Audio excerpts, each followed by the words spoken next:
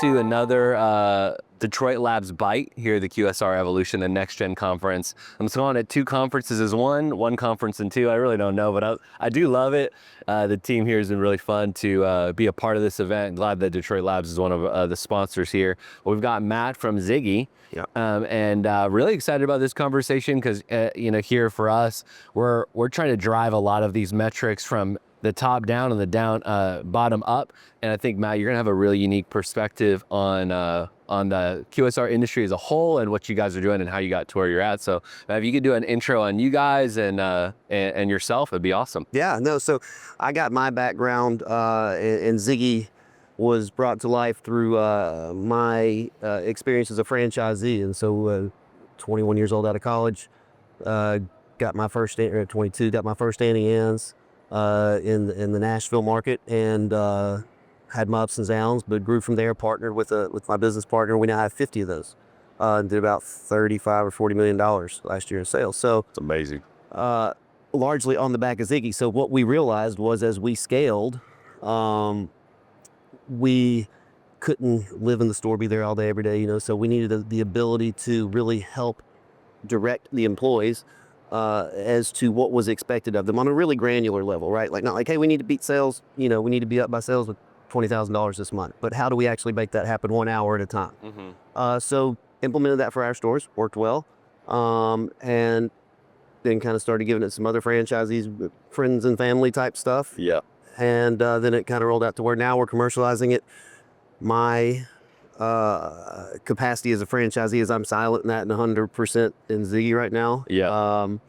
And yeah, I mean, we're just focused on, I always like to say the front line is the bottom line, right? So what can we do to empower those frontline employees, right? How can we set them up for success and give them actionable items that that are palatable enough for them that they can make an impact in their shift and know they're doing it. And we like to reward them we have all kinds of incentive programs and stuff when they succeed. Mm-hmm.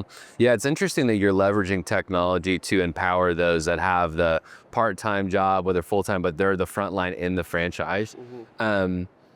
How did you even start that in the first place? So you have the one location at 21 years old, yeah, and you're like, you know what, I need tech for this. How did you code? Do you have a secret engineering background? Or no, I am far from a developer, but I really like processes and efficiencies and consistencies. That's what running a group of business is about. So for one store, I was there all day, every day, so I knew it inside and out. But as we scaled, yes, I had to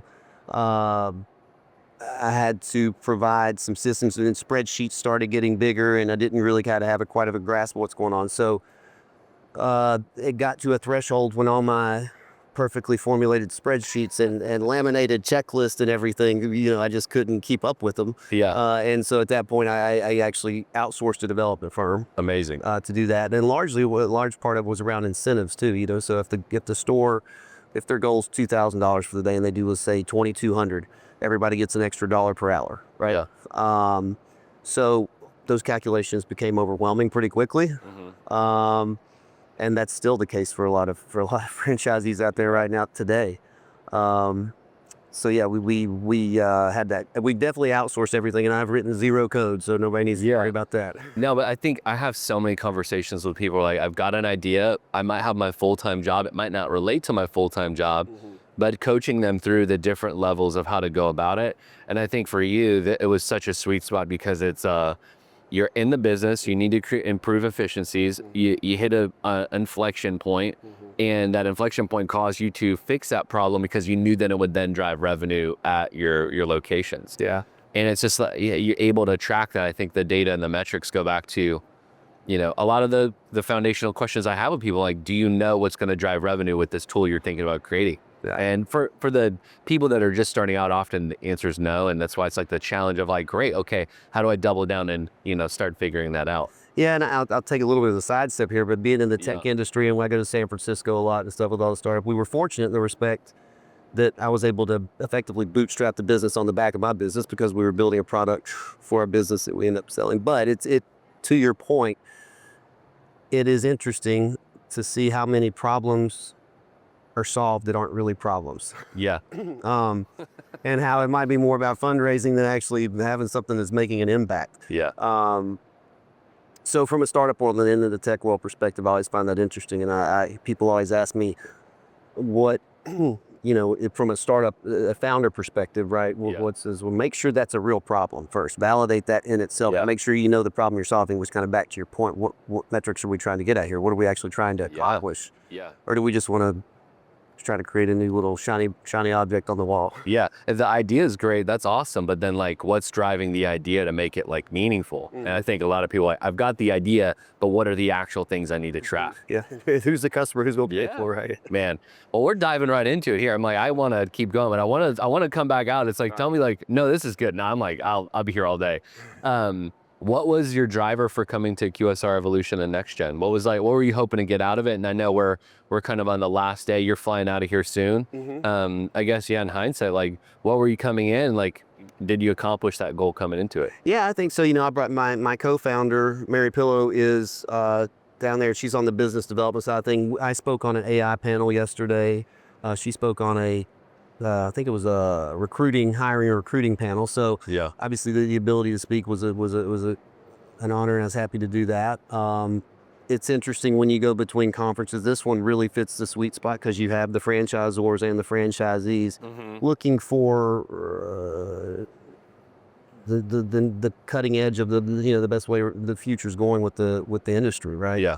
As opposed to like the multi-unit franchisee conference, at least, where they're more selling the brands. This is people who are actively looking for the type of solution we're selling. And it's good for me to get, one thing we do is we like to say, I don't compete with a bunch of softwares. We like to integrate with it, right? Yeah. So it's great for me, just as important for me. And I actually probably spend more time looking and understanding and getting to know the other people in the space to see how we can fit in this ecosystem, because where it used to be a very niche, vertical ecosystem where you use this software, then now it's like, how can we bring them all together? And ultimately that's what we're trying to do too, is play in that ecosystem. Compete less, integrate more. Yeah, amazing.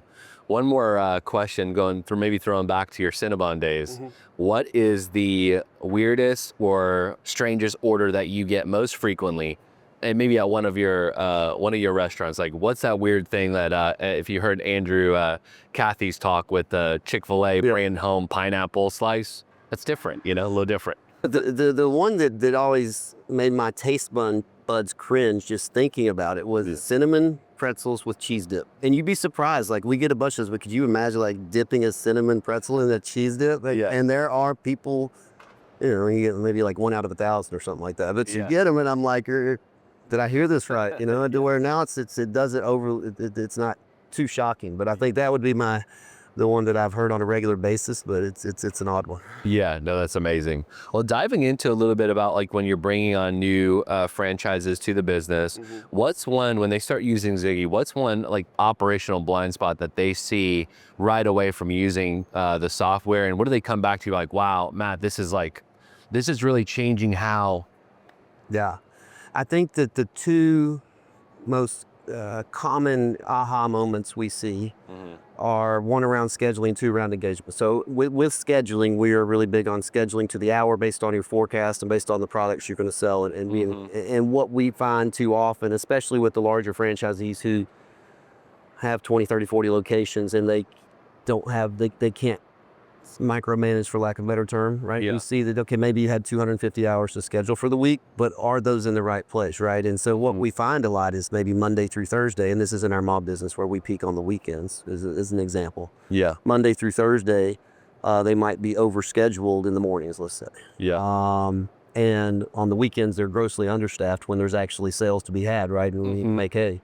So we see a lot of that, but at the end of the week, they're like, well, we're at 250 hours and our labor percentage looks right. So we're not always about scheduling less. We're just saying put it at the right place, right? Or don't use it at all. And then the reality is that if managers have buddies or whatever it might be that they want to make sure they get their hours, they just kind of give them to them because they're allotted, because they're actually justified. And then the other one is from the incentive component, how much you can really engage employees if there's some buy-in. So we like to treat everybody,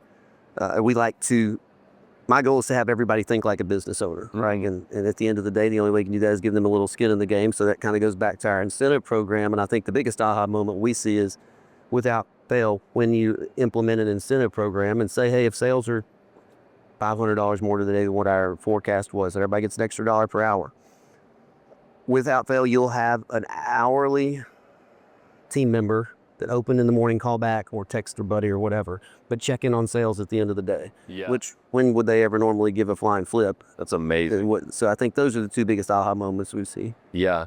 Do you feel, as your product emerged, as your business grew, I mean, because that's like internal loyalty is like the way that I'm even thinking about it. It's like, yeah, we talk about it. For me, I talk about loyalty to the guest a lot. But the reality is, like, you've got employees that, you're building loyalty inside too. Was that a part of like the solution early on, or did that evolve as you grew? No, 100%. I mean, I am very big on, facing inward. There's a lot of people, marketing's kind of the sexy thing. What can we do with customer engagement and all that stuff? And that's not really my passion. My passion is looking inward to the store and to the team and say, hey, what can we do to get the most out of these four walls? And with that, it's getting the employees' engagement. So what we find is, one, it's not just about the incentives. It's nobody shows up to do a bad job. They just don't know what a good job is or what they're supposed to do almost, right? So if we set them up for success and we say, hey, okay, here's exactly what time this task needs to do. Here's exactly what we expect for the register to go. Like, here's the items you can upsell. Here's how we can, let's work with you to make sure your schedule's where you want it and be really clear on when you can't have off, all that type of stuff. Just clarity with the employee is a big deal. But beyond that, when you get to the incentives, everything else, we don't find a huge bump on recruitment, but retention is a big deal, because if you can earn that extra $1 to an hour, all of a sudden 25 cents across the street doesn't look good. And it creates that accountability between the team for everybody to kind of be there for each other. Yeah, that's amazing.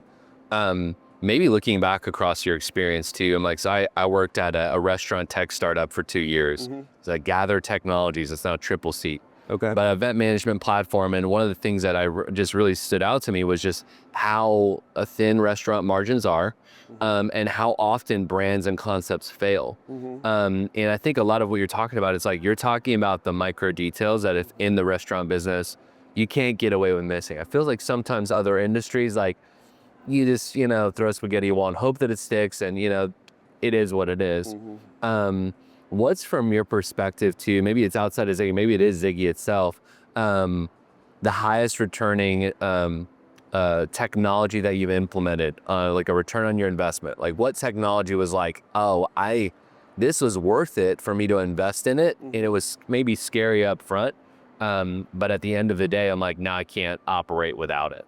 Yeah, I think, and to your point, it's like I always tell people, there's not a magic easy button that's just going to turn your profit, right? I always say 100 pennies to make $1. So it's a bunch of little things that add up over time. I think that from our perspective, we're going to think about that one for a second. That's a good one. Yeah, and it can be Zigy. It really can. I'm not opposed to that. I think it is. I mean, I think in a lot of respects it is, and it's Ziggy's kind of the good to great, right? Now, if you can't get to that average or good level, then you're probably not going to be around for long anyway, right? And so you got to have something. We think of that good to great, which is that last 5 to 10% you should be able to get out of the business, right? And that comes back to, are we looking at the schedule on a weekly basis or an hourly basis, right?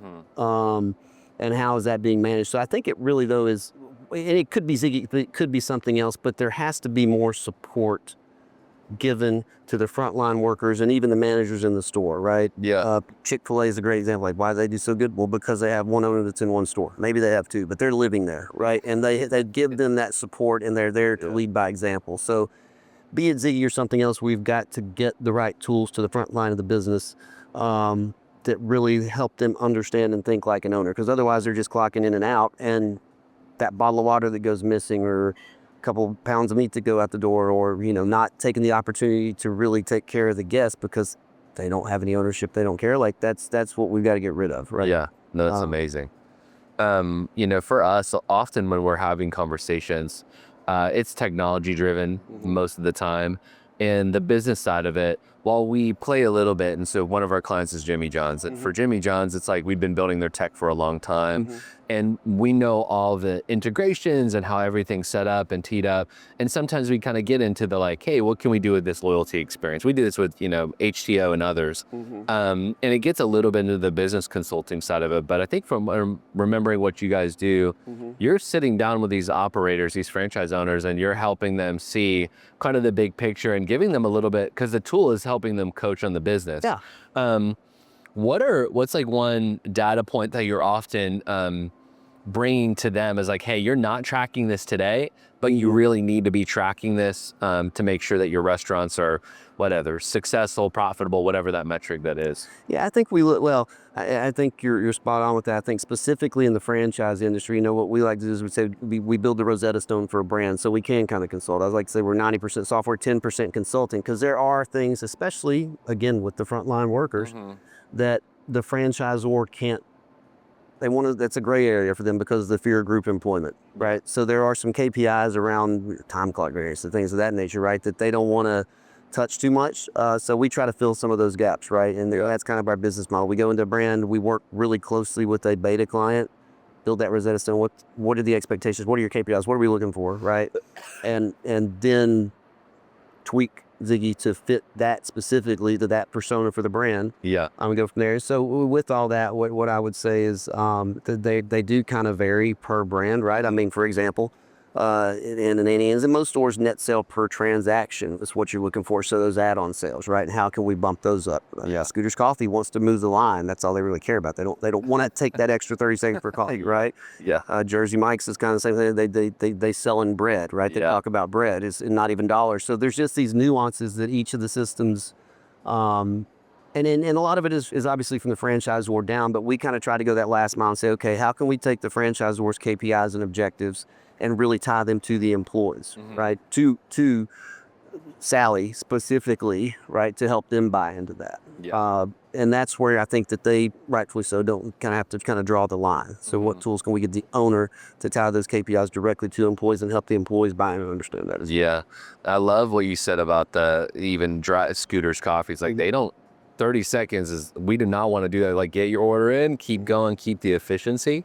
And I feel like the same, I've loved these conversations over the past few days because it's very centered around hospitality, very centered around people. We had Josh from Noble Food, and there's another word on there, I'm blanking on it. But a lot of that conversation is very similar to what you're saying here too. And I think when you notice the uniqueness of the brand, the location, the experience, that should all flow out through the technology. So that should all be thought from, how's this impacting the 16-year-old, that's their first job. They're in the restaurant space. They don't know what a job looks like, and you're helping coach them on that. And the fact that they're calling you back, calling their friends back, texting them back, they're definitely not calling. Texting. They're not calling the store. They're TikToking their friends back. I don't think they're, hey, where's sales at? For me, as now, like in a sales profession, I'm like, man, that really matters back then. So I love the call and how that kind of all flows together this week. Well, and we, kind of back to the Rosetta Stone stuff, we're really big on personas, right? So each brand has their own persona. And then each employee on top of that has their own persona, right? What propensity are we when they come in, if they're working a morning shift versus an afternoon shift, when are they better off, right? And if they're not doing something properly, what's the tone in which the brand and the franchisee want to communicate that with the employee, right? And that's where the AI is great, is to really bring those personas to life, right? We're going from KPIs to this is what's expected to now what's the personality, the tone of the brand and the company, and what does the employee receive well? And that's where AI just comes in perfectly, right? It's not great at math and deciphering all that stuff, but what it's really good at is creatively communicating to other people, right? I mean, I like to say there's a lot of studies that AI is arguably a better therapist than a human therapist, right? And so we're looking to see how can we make AI and Zigy specifically a career coach in everybody's back pocket, right? At all times. Well, what's funny is that was going to be my next question of like how AI fits into it, but I'm like, you're right on the pulse, and I appreciate your time today, Matt, and walking us through this and just your perspective on technology. And like, one of the beautiful things for me, I'm like, I've been saying this a lot, it's not what you know, but it's who you know, because what you know is really unique and special. And I think this is going to add a lot of value. It's adding a lot of value to me. I know it's adding a lot of value to Kaylee. And then hopefully the folks at Detroit Labs is like, we're taking back a lot of really good nuggets from this conference. So for a Detroit Labs bite and our time here with Matt from Zigy, like really grateful for our time. And we'll see you probably in one more episode before we're out of here. But thanks again, Matt. Yeah, thank you. Loved it. Enjoyed it. That was Yeah, fun. absolutely.